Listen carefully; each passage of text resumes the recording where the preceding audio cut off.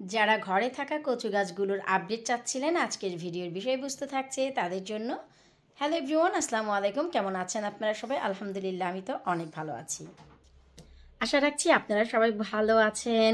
মরে যাচ্ছে আপু, মরে যাচ্ছে কচু গাছগুলো মরে যাচ্ছে। 2024-এ যারা গার্ডেনে কচুর ফলন করেছেন মেন মাটিতে বা টবে, যারাই ঘরে কচু গাছ এনে রেখেছেন সবগুলো গাছ মরে গেছে। তো আমার ঘরের কচু গাছগুলোর কি অবস্থা সেই আপডেট নিয়ে এসেছি। প্লিজ ভিডিওটি সবার সাথে শেয়ার করে দিবেন, এতে করে সবাই আশা রাখছি অনেক উপকৃত হবেন। যে 2024-এ আমার ঘরে কচু গাছগুলোর কি অবস্থা, 24-এর কচু গাছগুলো যা আমি মেন মাটি এবং কিছু কিছু পট থেকে তুলে ঘরে রেখেছিলাম। দুই জাতের কচু, একটি ছিল কালো কচু, আরেকটি ছিল কৃষ্ণ কচু। তো আজ আমি দুটি কচুরই আপডেট দিয়ে দিচ্ছি, কারণ আপনারা এত বেশি কমেন্ট করছিলেন কচু গাছগুলো নিয়ে যে আপনাদেরগুলো মরে যাচ্ছে, এখন কি করবেন, আর কারো কারো মরে একদম শুকিয়ে গেছে। তো চলেন কথা না বাড়িয়ে চলে যাচ্ছি সরাসরি মূল ভিডিওতে। সবার আগে আমি দেখাচ্ছি যে আমি যখন বাংলাদেশে যাই ডিসেম্বরে, তখন এই যে পট, এই পটে কিন্তু আমার দুটি কচু গাছ ছিল, তাই না? এই যে দেখেন পাতা একটি বের হচ্ছে, এটা থেকে দুটি কচু গাছ ছিল, এই পাশে একটি আর এই পাশে একটি। তো কচু গাছটি দুটি সমতালে ছিল, ঠিক এত বড় বড়ই ছিল, কিন্তু বাংলাদেশ থেকে আসার পর দেখলাম এই কচু গাছটি একদম শুকিয়ে মরে গেছে। মোট কথা এখানে শুধু মাটি ছাড়া কিছুই ছিল না, ভিতরে রুট আমি ফেলিনি। বরাবরই বলি যে কচু গাছটি মরে গেলে আপনারা রুট ফেলবেন না। এই যে দেখেন আলহামদুলিল্লাহ কচু গাছটি কিন্তু বের হয়ে গেছে। এটা হচ্ছে কালো ডগার কচু, যেটা কুমিল্লায় যাকে সুরমা কচু বলা হয় বা দুধ কচু বলা হয়। আমি আরও একটি প্রমাণ আপনাদের দেখাচ্ছি। এই যে দেখেন এই পটে আমার একটি কৃষ্ণ কচু ছিল, এই যে দেখেন পুরো শুকিয়ে কিন্তু মরে ভূত হয়ে গেছে। এটা হচ্ছে সিটিং রুমের উইন্ডো সেলে ছিল, বাংলাদেশ থেকে আসার পরও কিছুটা ছিল, তারপরে এই যে দেখেন শুকিয়ে মরে গেছে। এখন কি আমি পটটি ধরে ফেলে দিব? না, আমি আজকেই সকালবেলা ওই যে দেখেন একটু নোটিস করলেই বুঝতে পারবেন, ওই যে নিচ থেকে দেখেন বের হচ্ছে। তো আপনারা যখনই দেখেন এরকম শুকিয়ে মরে গেছে, আপনারা কি করেন, মাটিগুলো ফেলে দেন। আমি বারবারই বলি যে এটা ফেলবেন না, এতে আপনাদের অনেক সফলতা আসবে, গাছগুলো বেঁচে উঠবে, নিচের রুট যেহেতু ভালো আছে। তো চলেন এই দুটি সাথে সাথে আমি আমার বর্তমান কচু গাছগুলোর কি অবস্থা সেটাও দেখাচ্ছি। এই যে ছিল একটি কালো কচুর বাচ্চা, আলহামদুলিল্লাহ এই যে দেখেন এর সফলতা খুবই চমৎকারভাবে এই কালো কচুর বাচ্চাটি বেড়েছে। তারপর পাশে থাকা কচু গাছটি আপনারা দেখেন, পাশে কিন্তু এই পটে কিন্তু দুটি কচু গাছ ছিল। এই যে দেখেন কালো কচু, এই যে আমি ওভারঅল কোনটা কোন কচু সেটা দেখাচ্ছি। আগে আপনারা সবগুলো কচু একটু দেখেন, তারপর একটু মাশাল্লাহ বলেন যে কি অবস্থা। এই যে দেখেন এই হচ্ছে কচু গাছ, আর এগুলো হচ্ছে কৃষ্ণ কচু, যেগুলো এই যে এগুলো দেখতে পাচ্ছেন, এই যে কৃষ্ণ কচুগুলো।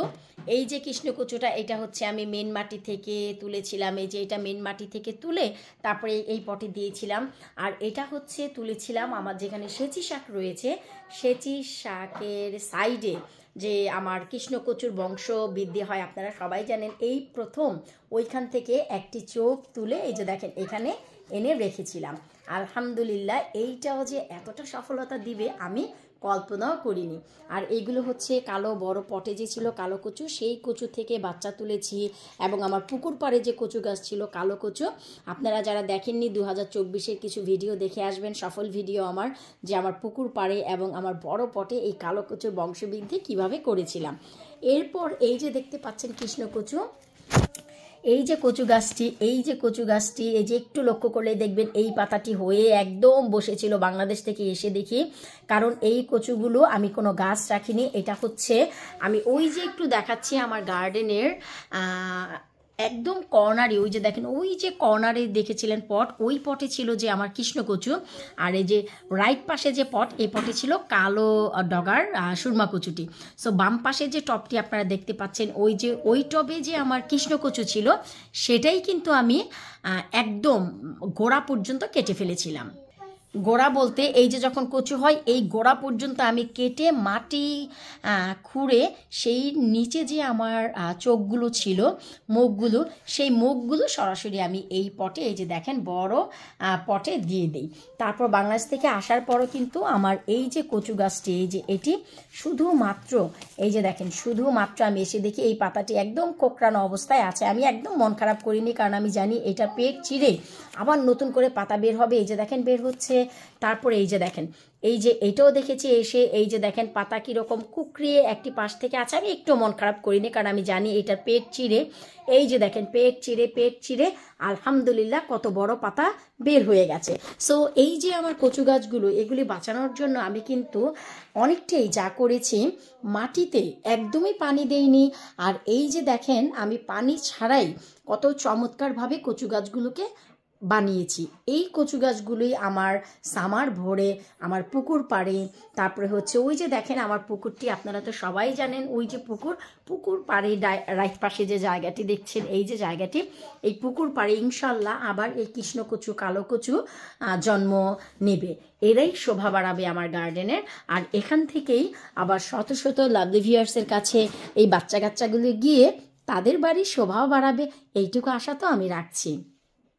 তো যারা জানতে চাচ্ছিলেন যে আমার ঘরে থাকা কালো কচু এবং কৃষ্ণকচুর কি অবস্থা, এই হচ্ছে ভাই আপডেট। আপনাদের যাদের কচু গাছ মরে গেছে, এই রকম পট এমটি হয়ে গেছে, প্লিজ ফেলবেন না, কারণ ভেতর থেকে আবারও নতুন করে এই কচু গাছ বের হয়ে যাবে, যেমন কি এই যে আমার দেখছেন। সো ধৈর্যের সাথে কচু গাছের ফলন করতে হয়। কচু গাছটি খুব বেহায়া গাছ, এটা হচ্ছে আমাদের বাংলাদেশের ট্রপিক্যাল কান্ট্রির জন্য, যে যেখানেই খুশি সেখানেই কচু গাছ হয়ে যায়। কিন্তু এই ঠান্ডার দেশে, শীত প্রধান দেশে এই কচুর ফলন করা হচ্ছে সোনার হরিণের মতন। তাই ধৈর্যের সাথে যদি আপনারা এই কাজটি করতে পারেন, দেখবেন 12 মাস আপনারা কচু খেতে পারবেন। কারণ আমি কিন্তু সামার ভরে কচুর এই ডগা পাতা খাই এবং উইন্টার ভরেও খাই, কারণ আমি আমার ডিপ ফ্রিজ করে রাখি। এই ডগা পাতাগুলো অনেক বেশি পছন্দের, অনেক মুখী হয়, মাটির নিচে মুখীগুলো তুলি না, ওইখান থেকে আবার নতুন করে হয়। কারণ আমার গার্ডেনে আপনারা জানেন লতি কচু আছে, তারপর হচ্ছে দুধ কচু, পানি কচু, শোলা কচু, কৃষ্ণ কচু, কালো কচু এবং মুখী কচু, সব ধরনের কচু, দস্তা কচু, সব ধরনের কচুর ফলনই হয়।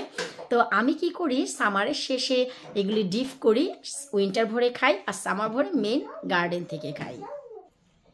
যারা বরাবরই আমার চ্যানেলের রেগুলার ভিডিও দেখেন তারা সবাই জানেন আমার গার্ডেনের এই যে বেডটি, যেই বেডে আমার লাউ ঝোলে লাউয়ের মাচা, এই যে বেডের শুরুটাই হচ্ছে সেচি শাকের বেড, যেটা হচ্ছে কিনা এই যে এই বেডটি।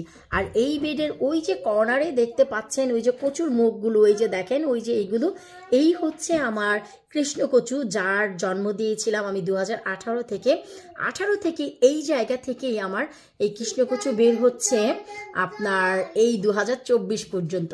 2024-এই শুধু আমি প্রথমবারের মতন ঘরে তুলে এনেছি এদের বংশবৃদ্ধির জন্য, কারণ 2018 থেকেই আমাকে সফলতা দিয়ে যাচ্ছে। কোনো দিন ঘরে তুলে আনিনি এই কৃষ্ণকচু, কারণ একই জায়গা থেকে হচ্ছে আমি খাচ্ছি। কিন্তু আমার যেহেতু ইচ্ছে এই কৃষ্ণকচুর বংশবৃদ্ধি আমি আমার গার্ডেনের আনাচে কানাচে করব, এই কথা চিন্তা করে আমি গত বছর প্রথম আমার ওই সেচি শাকের যে বেড, ওই সেচি শাকের বেডটি যে দেখতে পাচ্ছেন ওই কর্নার থেকে নিয়ে আমি পুকুর পাড়ে কৃষ্ণকচুর বংশবৃদ্ধি করি, আর হচ্ছে ওই যে সাইডে টব, ওই টবে করি 2024-এ। আর 24-এ আমি আবার কি করলাম, নতুন করে এখানে আনলাম, যেন এই বাচ্চা থেকে আমি হয় পুকুর পাড়ে যদি আবার দেখি হয়েছে তো হয়েছে, না হলে আবার এইগুলো নতুন করে পুকুর পাড়ে দিব।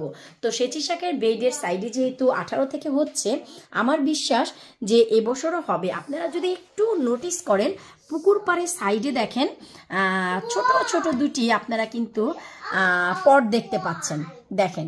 তো আমার কৃষ্ণকচুর যে মুখটি ছিল আমি পট দিয়ে ঢেকে রেখেছি, আর কালো কচুর যেন ওইখান থেকে যদি নিজে নিজে কচু বের হয় যেন আমি দেখতে পারি, আর বের না হলে যেন ওইখানে আমি মাটি কুপিয়ে নতুন করে কচু না দেই, যেন আমি অন্যদিকে দেই। এই জন্য আমি এই চিহ্নটি দিয়ে রেখেছি, যেন আমার ওইখানে কোদালের কোপ না পড়ে, সামনের দিকে যেন কচু দেই। যদি নিজে নিজে ওঠে তাহলে আর আমি কখনোই কৃষ্ণকচুটা হয়তো বা ঘরে রাখবো না, তখন চিন্তা করব সেচি শাকের মতন পুকুর পাড়েও হর হামেশা উঠতেই থাকবে প্রতি বছর। তো এই ছিল ভাই আমার কৃষ্ণকচু, কালো কচু, ঘরে কচু গাছের আপডেট। বিদায় নিচ্ছি আজকের মতো, পরবর্তী ভিডিও দেখার আমন্ত্রণ জানিয়ে আল্লাহ হাফেজ।